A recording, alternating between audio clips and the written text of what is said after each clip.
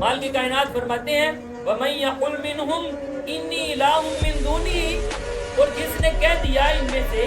جن کو میں نے عزتوں سے نوازا ہے، ان نبیوں، رسولوں، فرشتوں اور ولیوں میں سے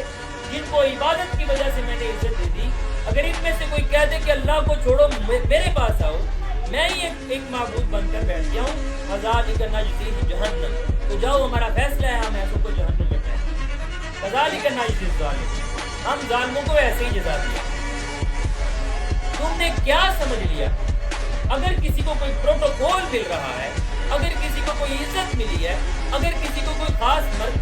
مرتبہ اور مقام مل گیا ہے، چاہے میرے اور آپ کے نبی محترم رسول کریم صلی اللہ علیہ وسلم ہی کیوں نہ ہو،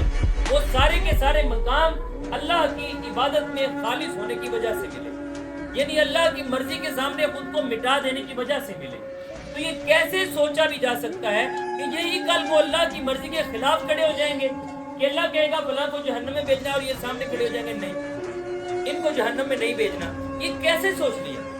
ممکن نہیں ہے۔ یہ آج اللہ کی مرضی کے خلاف نہیں بولے تو یہ کیا کل بولیں گے؟ نہیں بولیں گے۔ ان کی ساری شفاعتیں، ساری کی ساری سفارشیں مال کے کائنات کے سچے اور پکے بندوں کے لیے، صرف ان کے لیے جنہوں نے اللہ کے سوا کسی کو مقصود اور مقصود نہیں